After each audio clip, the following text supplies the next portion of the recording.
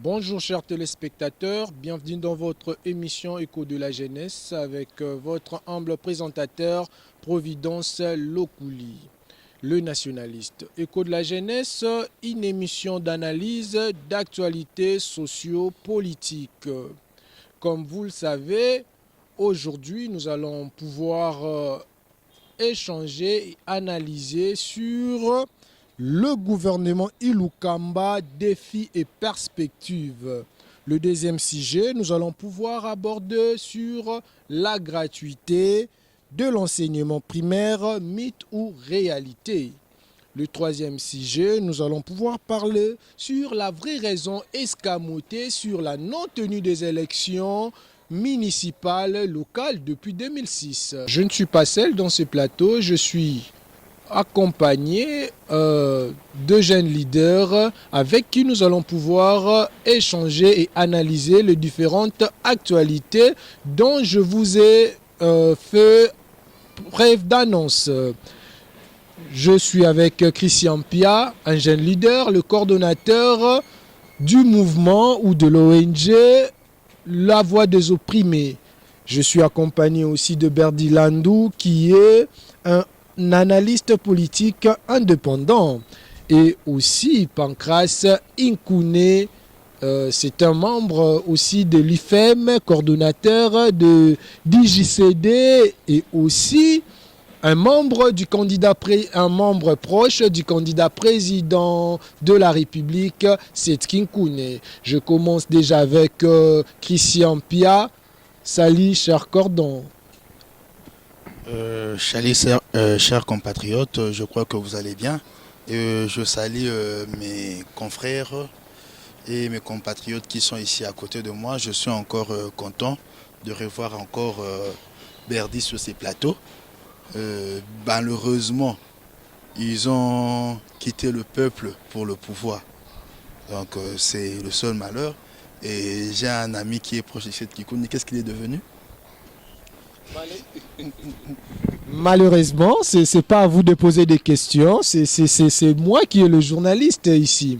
Et vous aussi, on va peut-être savoir au long de cette émission, est-ce que les opprimés sont-ils contents parce qu'il y a quand même l'alternance au sommet de l'État.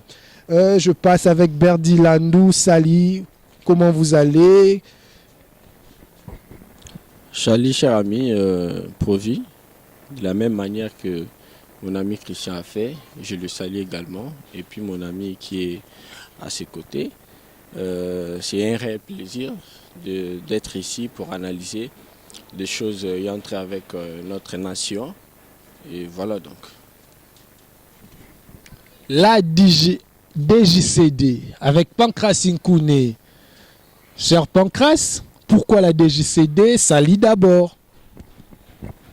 Salut déjà le téléspectateur, salut monsieur les journalistes et les invités, mes amis.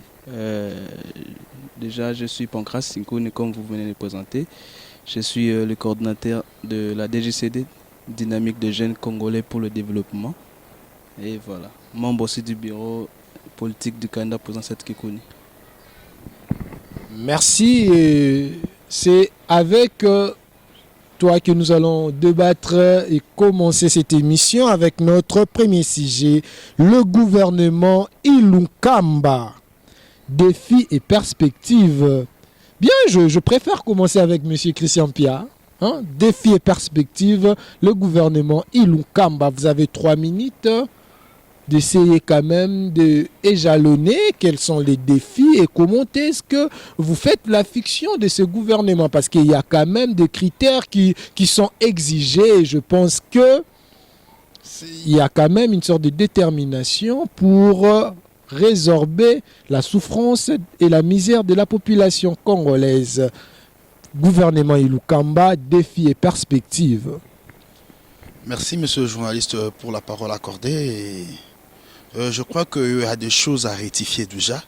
Je ne suis pas d'accord avec vous quand vous appelez ça gouvernement Ilunga Ilukamba. Je préférais que vous appeliez gouvernement Kabila Félix Tshisekedi. Parce que la formation de ces gouvernements dépend de 2 personnes. dépend des humeurs de deux personnes, dépend des sentiments de deux personnes, de Kabila et Tshisekedi. Donc moi je crois que Ilunga Ilikama a le main lié.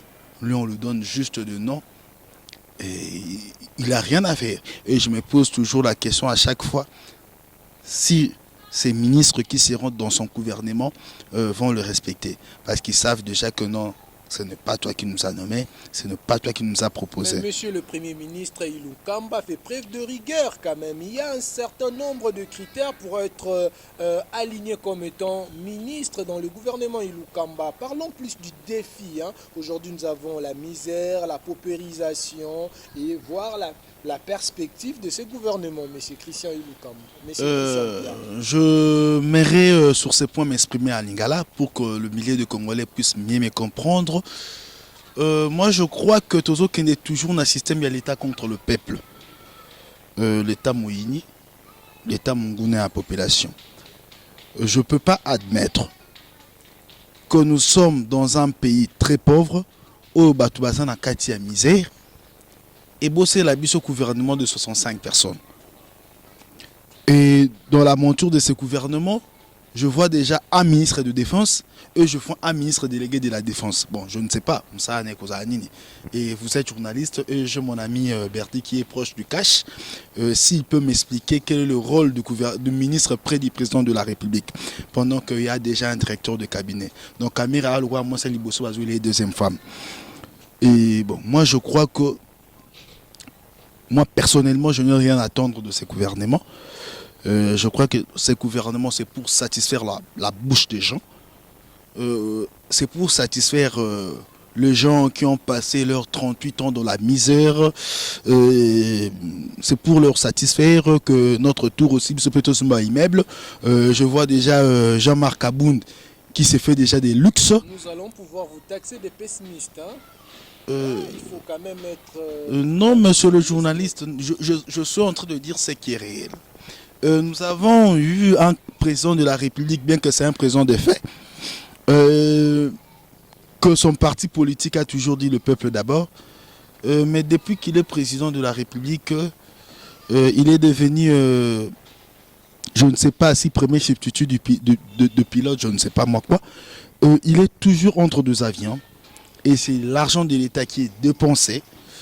Et il nous fait construire de sautes moutons. Pendant qu'il y a beaucoup de choses à faire. Donc moi je crois que je ne peux rien attendre de ces gouvernements-là. Donc je suis réaliste, je dis déjà que non, je n'ai rien à attendre à ces gouvernements, à part que nous continuons à couper dans notre misère. Ok, monsieur Christian Mpia a été un peu plus radical. Hein. Nous passons à monsieur Berdilandou, le gouvernement Ilunga, défis et perspectives. Oh, merci, cher ami les journalistes, pour cette parole que tu m'as accordée. Autant comme mon ami, j'aimerais quand même être bilingue. S'il faut préciser et éclairer la lanterne de plusieurs, les téléspectateurs qui nous suivent maintenant, il est aujourd'hui question de cette sortie imminente du gouvernement. Et je vous assure que le président de la République, en tant que garant de la nation, a bel et bien établi des critères. Et ces critères ne sont pas des critères qui répondent, n'est-ce pas, aux intérêts égoïstes.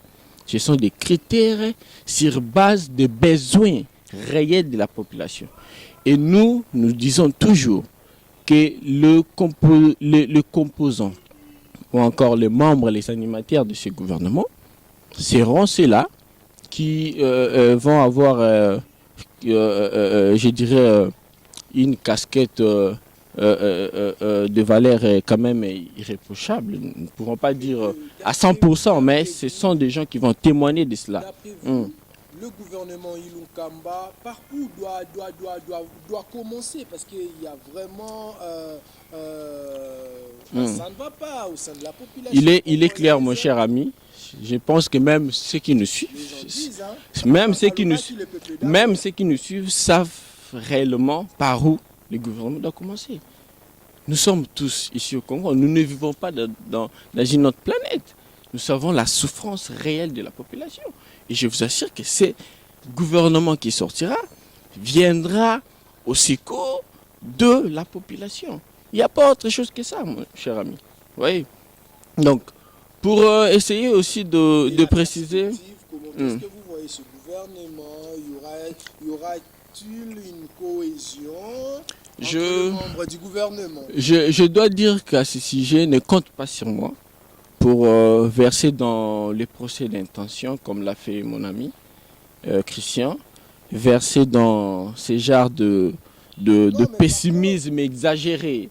Parfois, vous voyez, donc la seule chose, situation, il y a quand même raison de manifester une certaine crainte, vous voyez. C'est tout à fait normal, c'est tout à fait normal. Je n'empêche personne, moi, de penser ce qu'il pense, mais je dois dire que ce gouvernement sera un gouvernement qui viendra servir les peuples. Le peuple d'abord, ce n'est pas un slogan, n'est-ce pas? Ce n'est pas non plus une phrase composée pour exercer la démagogie politique. Vous voyez? Donc, c'est une chose qui se fera, comme nous le disons, le peuple d'abord. C'est d'abord le peuple. Donc, le gouvernement va travailler. Nous allons revenir. Pas de problème. Merci beaucoup.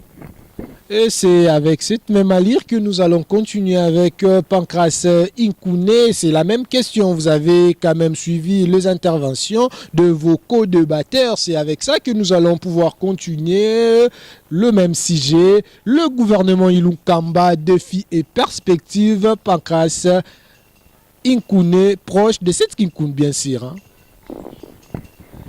Merci beaucoup pour la parole, messieurs les journalistes. En tout cas, je commencerai à dire déjà que je ne suis pas d'accord avec mon frère qui est à côté de moi. Et premièrement, je salue la manière dont ils ont procédé pour recruter, s'il faut le dire, les acteurs du gouvernement. Et justement, ils ont vraiment un défi à relever parce que, rappelez-vous, à l'investiture du chef de l'État, il y avait une foule, il y avait tellement de foules qui criaient déjà, le papa avait dit, le peuple d'abord. Donc, ils ont vraiment des défis à relever au regard de ce peuple-là. Et moi, personnellement, je dirais que qu'on leur donne la chance. Et je sais que c'est dans peu de temps qu'ils vont sortir les gouvernements, qu'on leur donne la chance et puis voyons l'avenir en fait. Voilà. Voyons l'avenir. Christian Pia, vous avez écouté ce que vos co-débatteurs ont réagi. Hein. Apparemment, vous avez été très pessimiste. Vous êtes le coordonnateur du mouvement, la voix des Congolais opprimés. Mais moi, je pense que ces Congolais opprimés doivent être contents aujourd'hui de vivre l'alternance au sommet de l'État et être aussi impatients de vivre ou de voir quand même le gouvernement Ilukamba être investi pour travailler à un programme pour résorber quand même cette situation de propre qui est en train d'accabler quand même ces Congolais qui sont considérés d'après vous opprimés. Si je dois parler encore, je vais parler avec beaucoup de peine dans mon cœur à moi. Je peux poser la question à mon ami Berdi, bien que je sais malheureusement cette question, je remets ça à la population. Si nous avons bonne mémoire, le jour que on nous a lu l'ordonnance nommant M. Ilunga Ilukama comme Premier ministre, je crois bien que nous l'avons suivi nous tous, vu l'urgence, on se rappelle. Et nous tous, nous avons eu quand même le temps de faire au moins les études primaires, bien que nous avons des politiciens qui n'ont pas de baccalauréat. Mais au moins, nous avons nous tous eu la chance au moins de faire l'école primaire. Donc nous connaissons qu'on dit vie l'urgence. Donc quelque chose qui est urgent doit se faire vraiment avec beaucoup de priorité et de précipitation. Depuis qu'on a nommé ces fameux monsieur... Les Congolais opprimés doivent être impatients de voir l'investiture du nouveau gouvernement. Monsieur le journaliste, vous n'êtes pas mon co-débatteur. Donc vous me posez des questions et c'est à moi de répondre. Il ne faut pas tergiverser, monsieur Christian. Bon, je quand même des co-débatteurs. Si je suis en train de tergiverser, mes co-débatteurs vont me remettre dans le rail. Je continue pour dire que le Congolais Herbayoki que ba nomele bango ilunga ilukama balobi voilà to bande kozela parce que le Congolais en avait marre il y a gouvernement M. Bruno Tshibala parce que c'est que les Congolais ba retenu na gouvernement Bruno Tshibala que nous avons un premier ministre qui était locataire en préavis, nommé premier ministre dans une situation de précarité, qui nous a laissé seulement les lunettes filmées noires. Il n'y a rien de Tshibala que le Congolais... vous engage, hein, monsieur. Oui, ça engage que moi. Que le Congolais va retenir Tshibala. C'est une page noire dans l'histoire du Congo, avoir un premier ministre comme Bruno Tshibala, le vieux Jack Bauer. Monsieur, dans 5 minutes, je suis en train de chuter pour répondre à cette question. Le Congolais qui sont opprimés, le Congolais continue à être opprimé. Le Congolais continue à être opprimé quand nous voyons le directeur du cabinet du président de la République en train de faire des dépenses exagérées. Le Congolais continue à être opprimé, monsieur. Nous allons revenir à vous. Comme je vous l'avais dit, nous sommes dans l'émission Écho de la jeunesse avec votre présentateur Providence Lokouli. C'est vraiment une émission qui est pour vous, hein. Une émission pour vous, les jeunes activistes, les jeunes engagés, les jeunes élites. Écrivez-nous dans le numéro qui est affiché dans le bas de vos télévisions. Nous sommes là pour vous envoyer des messages, des annonces pour vos différentes activités. Et nous procédons à notre émission. Nous passons déjà à notre deuxième sujet sur la gratuité de la scolarité de l'enseignement primaire. Mythe ou réalité, hein. C'est quand même une disposition de l'article 43 de la Constitution.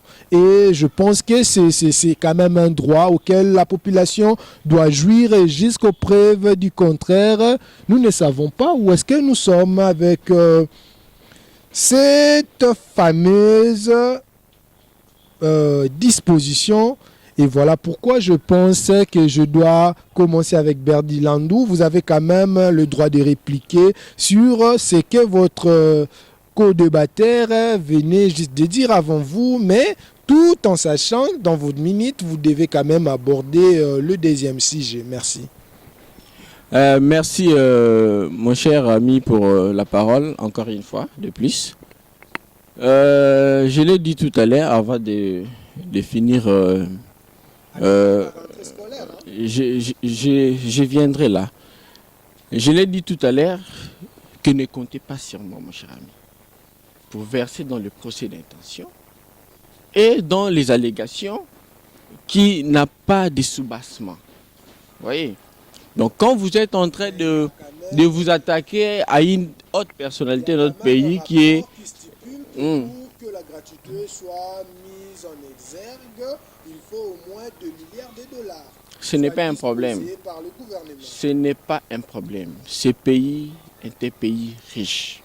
Permettez-moi même de dire qu'un pays richissime. Vous voyez? Est-ce qu'il y a pas mal de ressources? Nous ne pouvons pas manquer de mettre en application cette disposition de la loi.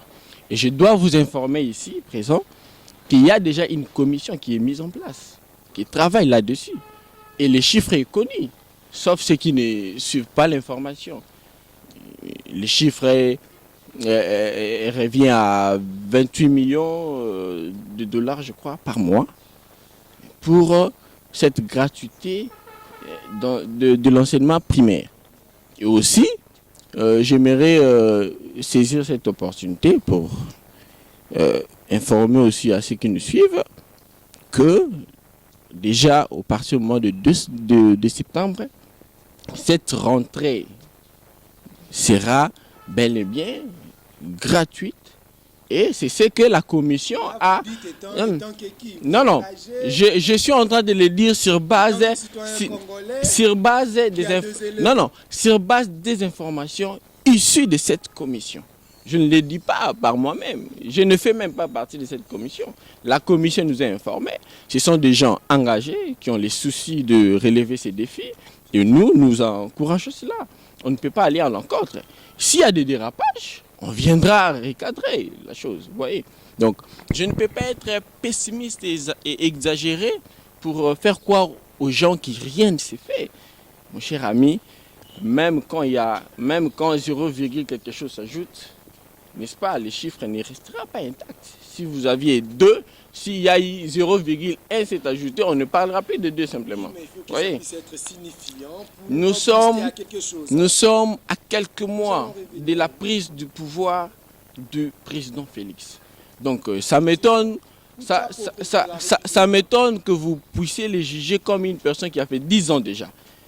Mais en même temps, ça me réjouit parce que je me dis, vous avez vraiment, comment je dirais, l'attente, voilà, l'attente des actions du chef de l'État est vraiment grandiose. Vraiment. Voilà. Donc, D'accord, monsieur Berdilandou, nous allons revenir à vous. Nous passons à Pakansi Kouné, la gratuité de l'enseignement primaire. Un mot sur ça. Merci beaucoup pour la parole, messieurs les journalistes. Moi, je crois qu'on doit vraiment se dire des choses vraies. On doit vraiment se dire des choses. Et on ne doit pas voiler le face. Et je vous assure que cela ne se fera pas peut-être dans 2 semaines que la rentrée qui nous reste. Il nous reste pratiquement 2 ou 1 semaine et demie. Comprenez? J'ai entendu parler déjà des gens qui disent justement, il faut des moyens, il faut des moyens. Donc je crois que Et les parents sont essoufflés. Hein? je crois qu'on risque de tomber sur le point où monsieur l'ex-premier ministre Badi Bang avait promis aux gens que la gratuité de la maternité, comprenez? Donc voilà, on risque de tomber encore là-bas. Je crois vraiment que pour cette année, oublions cela et voyons peut-être l'année prochaine. Voilà. Donc je crois, oublions cela. Il y a une alternative, mais pour la gratuité de l'école, de l'enseignement, je crois que pour cette année, oublions, parce qu'il nous reste pratiquement 1 semaine et demie. Jusque-là, il n'y a pas le gouvernement. Il n'y a pas le gouvernement. Il n'y a pas d'ailleurs, il n'y a pas de budget pour ça. Donc, soyons réalistes quand même, soyons réalistes. Donc, attendons peut-être l'année prochaine et puis voilà, on aura à parler là-dessus. Pankasi Kouné nous dit d'entendre l'année prochaine parce qu'il a avancé ses raisons. Et là, nous allons revenir à notre ami Christian Pia. Christian Pia, il est aussi membre du G7, hein, je le signale. Il est au cadre d'ailleurs du parti INADEF. Voilà, la gratuité de l'enseignement, Christian Pia, met tout réalité. Hein. Merci. À des semaines de la rentrée. Merci, monsieur le journaliste. Quand on leur traite des inconscients, baso silica. Mais quand ils posent des actes Il faut pas d'inconscients... avoir de propos créés quand même. Hein. Et voilà. Monsieur le journaliste, je me rends Et compte... je signale que ce propos vous engage. Hein. Le propos tenu par la personne n'engage que la personne qui tient ses propos.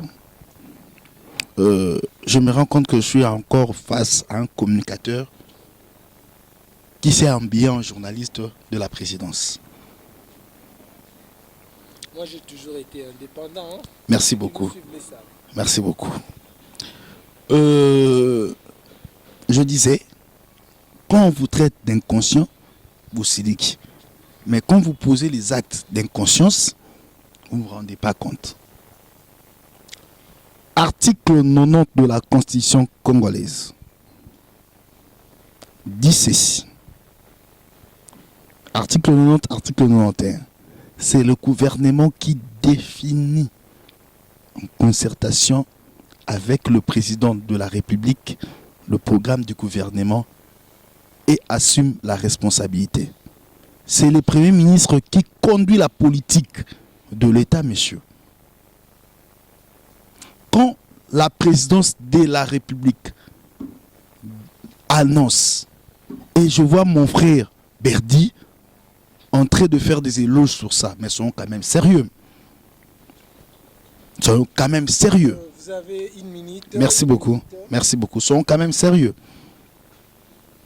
Beaucoup ça la programme Nayango Ndengenini pendant que. Il faut 2 millions, il faut 2 milliards de dollars. Monsieur le journaliste, vous êtes en train de grignoter encore mon temps. Vous avez 30 secondes. Sur le 1 minute que vous m'avez donné, vous-même, vous avez déjà pris 30 secondes. Et sur le 30 secondes, vous avez pris encore 10 secondes. Le peuple est témoin. Le président de la République, pendant qu'il n'y a pas un gouvernement qui a établi son programme à lui, le président de la République annonce que, la présidence de la République annonce qu'il y aura l'enseignement écosala gratuit. Yebisanga un programme n'est pas gouvernement mis en place. C'est le gouvernement qui va mobiliser des recettes. Ce n'est pas la présidence de la République qui va mobiliser des recettes. Soyons sérieux. Maintenant, quand le Parlement va chercher à parler là-dessus, là, ici, votre édité Arafat, pour aller brûler le pinet. Mais ils sont quand même sérieux. Ça, c'est de l'inconscience. C'est être inconscient, mais inconsciemment. Nous allons revenir à vous. Nous passons déjà à notre troisième sujet.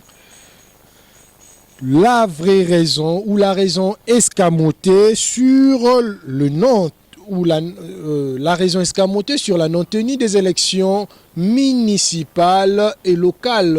Et depuis 2006, les élections municipales et locales ont toujours fait preuve des oubliettes. Je commence avec vous, Pancras Inkoune.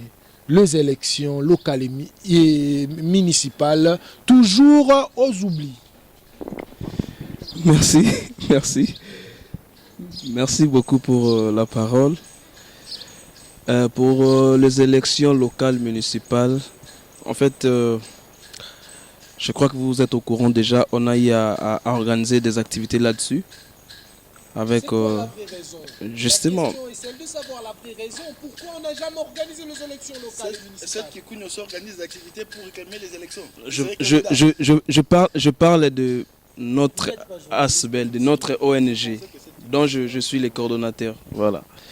Cette Kikou n'a rien à voir avec mon ONG. Voilà. Donc je disais que c'est quelque chose qu'on a déjà eu à réaliser des activités là-dessus. Mais quant à moi, j'estime et je pense que c'est quelque chose de très important parce que c'est la toute première fois qu'on va le faire dans notre pays, dans la RDC. Et je crois que c'est dans un mois. Je crois que c'est dans un mois. Mais jusque-là, la CENI ne se prononce pas. Jusque-là, la CENI n'a pas, je crois qu'il n'a pas... Étant que jeune leader, étant qu'activiste, nous devons... Vous avez milité pour que les élections soient... Justement, on continue. D'ailleurs, je vous informe que la semaine prochaine, on va encore réaliser des activités, des plaidoyers là-dessus. On continue à parler là-dessus. C'est la mauvaise foi. Justement, c'est ça. C'est la mauvaise foi. C'est la mauvaise foi de nos autorités. C'est ça. C'est la mauvaise foi. C'est la mauvaise foi. Parce que les jeunes sont mobilisés. Les jeunes sont mobilisés à s'engager là-dessus. Les jeunes sont mobilisés à s'engager là-dessus. Et je crois qu'on va mener des activités là-dessus, des plaidoyers pour que ces élections soient effectivement réalisées. Voilà. Merci. Pancras Inkoune, toujours l'esprit positiviste. Nous rentrons avec vous, Monsieur Berdi Landou. La vraie raison de la non-tenue des élections municipales et locales depuis 2006. Merci. Je crois, avant que je réponde à cette question, j'aimerais quand même aller, pas de problème. Je peux même avoir 2 minutes, mais je vais répondre. Mon ami Christian, j'estime que ce n'est pas de cette logique que vous pouvez faire la lecture des choses. quand il y a l'urgence et que le chef de l'État se prononce en tant que garant de la nation pour qu'une disposition de la loi qui n'a jamais été mise en application soit mise en application, il faut attendre ce que toi tu dis là. Donc il fallait aussi au président de la République attendre la sortie du gouvernement pour venir en aide tout ce qui était venu depuis janvier. Je dois rappeler ici, j'ai bien dit, donc il faut bien sûr quelqu'un quand il dit, je n'ai pas dit que la présidence de la République a annoncé. Une commission qui a été mise en place, supervisée bien entendu par la présidence de la République. Supervisé bien entendu. Supervisé bien entendu. J'ai dit une commission a été mise en place. N'est-ce pas? Donc est-ce que je peux répliquer? J'en ai le droit quand même. Je pense que pas. vous allez revenir. Je vous réponds. Donc c'était pour dire que le président de la République est dans ses droits. Sans violation, de faire du bien à son peuple et à sa population. Quant à ça, la vraie raison, je pense qu'il n'appartient pas à moi de vous le dire. Laissez-moi continuer. Il n'appartient pas à moi de dire. Je pense qu'il y a un organe technique qui a l'habilité d'organiser les élections. Mais je constate qu'en tant qu'analyste politique, il y a un retard. On doit se le dire. Il y a un retard et nous souhaitons vivement que les élections aient lieu. Parce qu'il y a plus de 300, je crois 300 communes de la RDC. Donc nous devons quand même donner une importance particulière à cette élection municipale. Parce que vous savez que le bourgmestre de séjour et autres autorités municipales n'ont pas vraiment, pendant leur mandature passée, n'ont pas rencontré le consentement et la vraie attente de la population. Voilà, donc j'en profite pour demander aux autorités et laissez-moi finir quand même, et à ceux qui ont la charge d'organiser les élections, de pouvoir tenir compte de cela. Voilà. Comme a dit notre confrère Berdi Landou, nous demandons aux autorités de pouvoir s'engager, s'impliquer pour que les élections puissent être organisées, les élections municipales et locales bien sûr. Et là, nous passons à Christian Pia et encore une tournade pour Chité. Merci. La raison de la non-tenue des élections municipales et locales. Je commence par la question et puis je vais revenir. Dans vos 3 minutes. Merci beaucoup. Top chrono. Je crois que nous avons eu la malchance d'être dirigés par des gens qui n'ont pas cette souci-là de la population. Mwando Timba a été aussi dirigeant. Hein? Oui, Mwando Simba a été dirigeant. Il faut aller. Aussi, Christian Mwando a été ministre de Finances du Katanga. Voilà. Et au cours de son mandat, comme ministre de Finances du Katanga. Et qui est ton président? Mais laisse-moi, je veux répondre. Voilà. Je veux donner les bilans de Christian Mwando comme ministre de Finances. Non,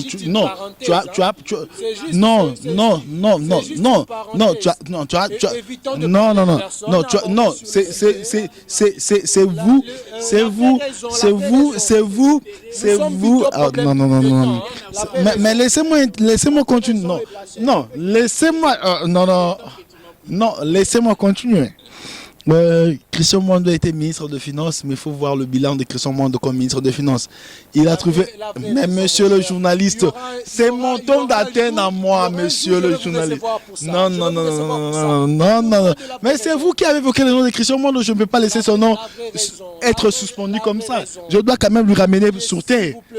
Ok, merci beaucoup. Puisque c'est votre émission, vous avez le droit d'instaurer la dictature, je vous le concède. Non, vous êtes dictateur. Je disais, nous avons eu la malchance d'avoir des dirigeants qui n'ont pas de souci de la population. Bana Congo.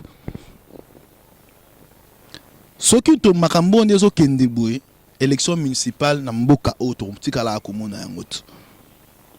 Pour la nuit, on va partir dans bango bana ba chômeur. Au bana pour sortir sa bromisala. Il faut toter les mains. Le pouvoir est où tu as la base. Donc quand je parle de la base, nous avons un chef de quartier, il faut baser l'émanation à la population. Et ça que nous avons législature passé avec une boute à Bensi, pire petit, il y a un kin, il y a un poto, il y a la commission de gouverner. Nous. Vous aimez bien taquiner les gens. Non, mais monsieur. Nous devons passer. Non, non, si vous voulez, je vais vous donner des noms. Si vous voulez, je vais vous donner des noms. Vous devez trop Je vais vous donner des noms. Donc, il faut pas à l'émanation, il y a la population où tu as la base. Mais dans la loi où on a déjà Jean-Pierre Kalamba, a le que l'État a un bon côté à organiser l'élection municipale. Maintenant, ngai nazo mituna mutuna moko. Ngai na mituna mutuna moko. Tout le monde va s'aider sur asso des moutons. Tout le monde va s'aider sur les logements sociaux. Monsieur Christian, Tout le monde a président loué Radjet. vous avez 30 secondes. Président, à chaque invitation, il faut attendre. Et voyage à président de la République Tobi Kakendaka, toujours dans la délégation. Délégation, on va faire des missions, monsieur le journaliste. Vous m'avez donné 3 minutes. Tiens, chrono, sur 3 minutes, dans les coquilles na 4. Karasiko. Ah! Bon, au moins, peuple, au balandi biso, ba moni ba nani ba lingi boye ba vérité, ba nani bo lingi boye ba vérité. Bon, eza un problème té bon, eza plateau na eh. Bon, dazo ici micro kaka. Le peuple congolais le savent, la diaspora aussi de même. Ils savent que Providence Lokouli, c'est un artisan de la vérité, le nationaliste. Et je pense que nous devons déjà clôturer avec notre mission. Un dernier mot à chacun. Vous aurez 2 minutes à chacun de dire quelque chose. Tout ce que vous deviez peut-être dire qui n'a pas été dit dans cette émission, un programme par exemple, ou encore quelques phrases de consolation à cette population qui est dans la misère. Je commence par Berdilandou. Bon, Provi, je pense avant de placer mon mot de la fin, j'aimerais quand même rappeler à tout le monde et informer, pour ceux qui ne connaissent pas, que la diplomatie est parmi des secteurs et des fonctions de l'État qui demandent plus de moyens. Et il faut alors aussi rappeler que dans le contexte actuel, ce n'est que normal pour nous, les Congolais, d'avoir un président de la République qui fait une diplomatie agissante pour faire asseoir non seulement sa vision et également négocier s'il faut le faire, n'est-ce pas? Donc je rappelle qu'il y a un pays qui, au-delà de tout, dépense en termes de budget plus de moyens dans les secteurs de la diplomatie que dans d'autres secteurs. Il s'agit des États-Unis d'Amérique, n'est-ce pas? Donc ça vaut donc la peine que les présidents les fassent. Donc si aujourd'hui les gens ne le comprennent pas, on va comprendre plus tard. Voilà, donc je te remercie vivement pour d'abord vous, pour cette opportunité et ceux qui nous ont suivis. Je remercie également mon frère spécialiste en procès d'intention et mon ami aussi. Donc voilà, donc je vous donne rendez-vous pour un prochain numéro. Merci. Pancras Inkouné, 2 minutes. Merci pour la parole. J'aimerais un peu rectifier, comme a dit mon frère, que la diplomatie congolaise est agissante. Moi, je dirais que notre diplomatie est justement la diplomatie agissante. Sauf que nous utilisons que la diplomatie subissante parce que nous subissons toujours, même si vous verrez que dans des voyages de président, rien, jusque-là, rien n'est fait. Mais nous déboursons beaucoup d'argent. Nous dépensons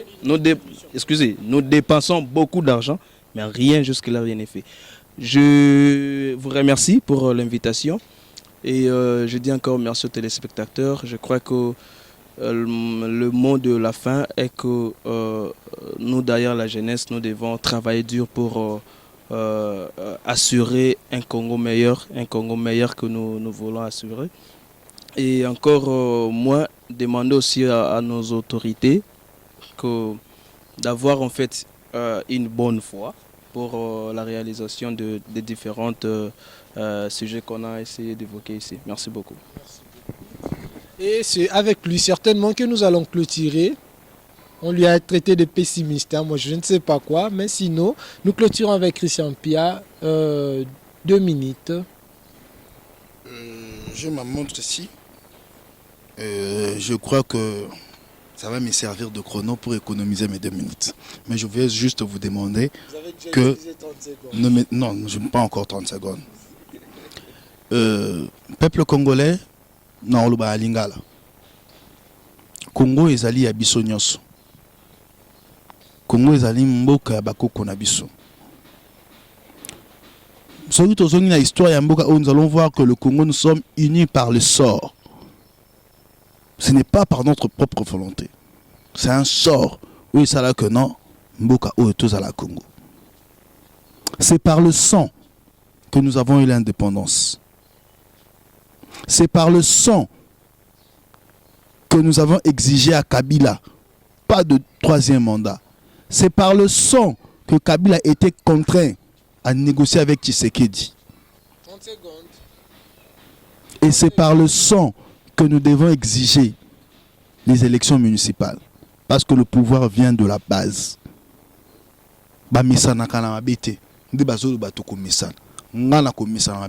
Et j'annonce déjà, je lance déjà campagne Moko Tokomisana Mabite. Je crois que la population congolaise, vous allez vous adhérer massivement. Que Dieu bénisse le Congo, que Dieu bénisse le peuple congolais. Tenez bon. Le Congo sera sauvé, car le Congo c'est notre héritage. C'est avec ces 2 paroles que nous allons pouvoir clôturer. Je tiens à vous remercier, mes co-débatteurs. Nous avons réussi Berdi Landou. Nous avons été aussi avec Pancras Inkouné, Christian Pia. C'est votre émission, Écho de la jeunesse. Il est venu tant qu'indépendant. C'est votre émission Écho de la jeunesse. Abonnez-vous sur la chaîne Standard 24 Télévision et aussi notre chaîne que de collaboration Congo World TV. Nous sommes là sur TNT, sur BlueSat et aussi sur Easy TV. En tout cas, nous sommes là disponibles et on se retrouve au prochain numéro.